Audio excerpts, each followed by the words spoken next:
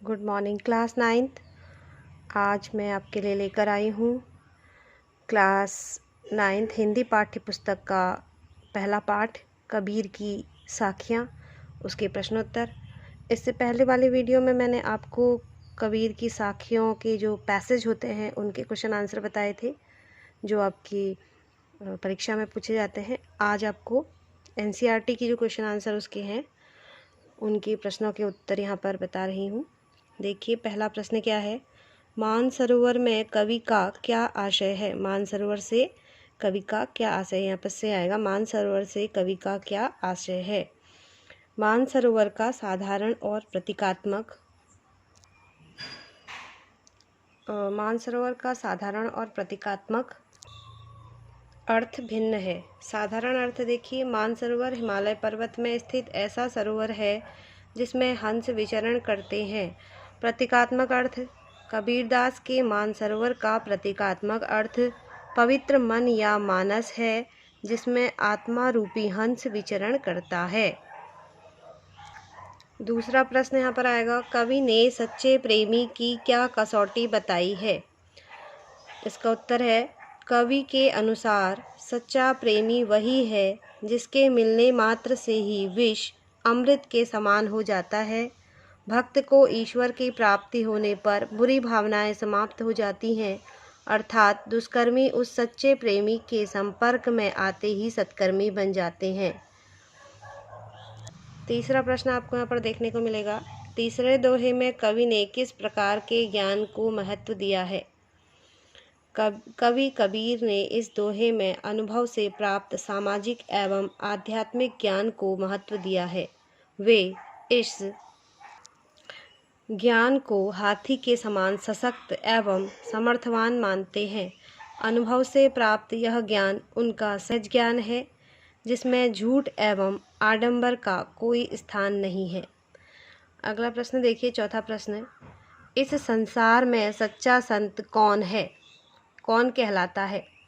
उसका उत्तर इस प्रकार है, कबीरदास के अनुसार सच्चा संत वही है जो सामाजिक भेदभाव, तर्क कुतर्क एवं विवाद के झमेले में पड़ने के बजाय निष्पक्ष होकर परमात्मा का ध्यान करे।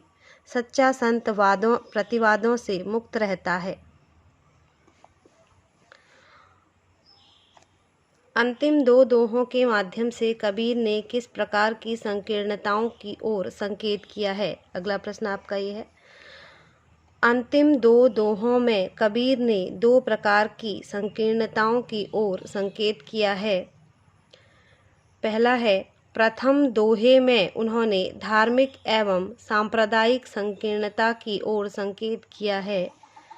अंतिम दोहे में उन्होंने सामाजिक एवं जातिगत संकीर्णता की ओर संकेत किया है। छठा प्रश्न है, किसी भी व्यक्ति की पहचान उसके कुल से होती है या उसके कर्मों से। तर्क सहित उत्तर दीजिए। तो उत्तर देखिए, किसी भी व्यक्ति की पहचान उसके कर्मों से होती है। यदि उच्च कुल का व्यक्ति ऐसे कर्म करता है जो समाज विरोधी हों तो उसे श्रेष्ठ नहीं कहा जा सकता। वैसे ही निम्न कुल का व्यक्ति यदि ऐसे श्रेष्ठ कर्म करता है जो समाज एवं व्यक्तियों के हित में हो तो वह व्यक्ति महान होता है। रावण अपने कर्मों से नीच तथा राम अपने कर्मों से महान सिद्ध हुए। प्रश्न नंबर 7, काव्य सौंदर्य स्पष्ट कीजिए।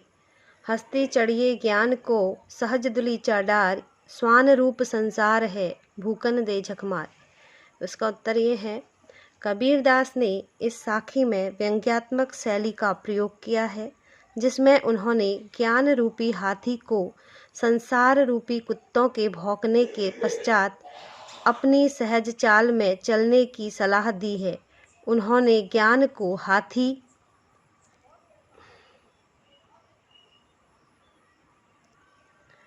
से सहज भक्ति को हाथी की स्वाभाविक चाल से, निंदक संसार की कुत्ते से तथा निंदा की भौंकने से तुलना की है।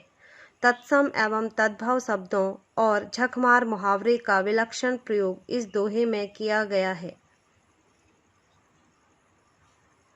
तो बच्चों, ये थे हमारे क्षितिज पाठ्य पुस्तक की पहला चैप्टर कबीरदास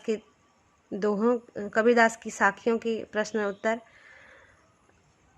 आपको ये कैसे लगे आप कमेंट बॉक्स पर ज़रूर लिखिए। और अगर आपने मेरा चैनल अभी तक सब्सक्राइब नहीं किया है तो प्लीज़ इसको सब्सक्राइब करें, क्योंकि मैं आने वाले सभी चैप्टर्स की क्वेश्चन आंसर्स की वीडियो आप लोगों के लिए लेकर आऊँगी। और अगर आपने चैनल सब्सक्राइब किया होगा तो आपको मेरी वीडियो सबसे पहले प्राप्त होगी। Thank you.